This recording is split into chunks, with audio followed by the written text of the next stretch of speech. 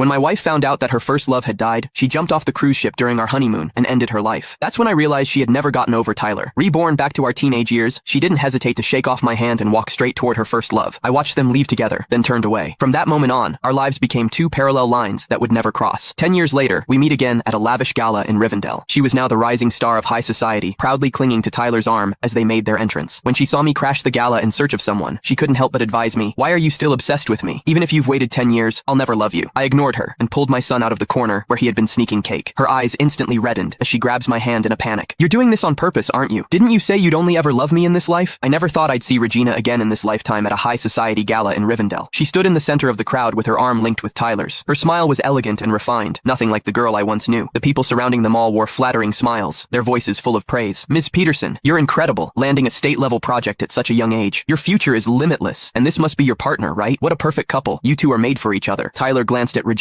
with tenderness in his eyes and said softly, "We're planning to get married by the end of the year. If you're free, we'd love for you all to join us at the wedding." "Congratulations," echoed all around. Then someone asked curiously, "I heard you've been together for 10 years. Why wait until now to get married?" That question caught my attention too. In her last life, Regina loved Tyler so much that she was willing to die for him. After she was reborn, she broke up with me right away. I always thought they would have married soon after graduation. Yet, here they were, still without a marriage certificate. For a brief moment, Regina's smile stiffened. Then, she quickly covered it up with a graceful laugh. "Career first, then family. I just want to give Tyler the best life possible." She gazed at him with such affection that it nearly overflowed. Back when we were together in our previous life, I proposed to her several times. Only after her family pressured her into it did she say yes. It turned out that love and indifference were worlds apart. I was about to leave when I caught sight of a small figure from the corner of my eye. Instinctively, I followed. Crash. Champagne spilled across the floor. A waiter holding a tray glared at me in annoyance. "Where did you come running from? Don't you watch where you're going?" His voice was loud enough to draw everyone's attention. Seeing my face, Regina was stunned. "Daniel, what are you doing here?" I lowered my head and apologized to the waiter. "I'm here looking for someone." Someone nearby asked curiously, "Miss Peterson, you know him?" Her hand tightened slightly around her glass, her expression darkening. "Yes, he's my ex." A whisper broke out from the crowd. "Wait, you two dated? But you and Tyler have been together for 10 years. I thought you were each other's first love." Tyler's smile faltered slightly. Still holding Regina's hand, he said lightly, "That was years ago. We took a break after a nasty fight. Who hasn't made mistakes when they were young?" Regina said nothing. Her gaze flicked past me and landed on the waiter. "Put the damages on my tab. Let him go." Her tone was calm and distant. Aside from that brief moment of surprise, she didn't spare me a single unnecessary glance. It was clear she wanted to draw a line between us in front of Tyler. The waiter quickly shoved me toward the exit. "Miss Peterson's doing you a favor, but don't count on it happening again." His eyes raked over my wrinkled sleepwear with disdain. "You don't belong here. Get out." I shook off his hand and said nicely, "I'm just here to find someone. Once I do, I'll leave on my own." The waiter rolled his eyes. "I've seen plenty like you who try to climb the social ladder. People like you don't belong at this kind of event. Keep this up, and I'll get security right now." "Wait." Regina's voice came from behind him. Holding the hem of her gown, she sighed and looked helpless.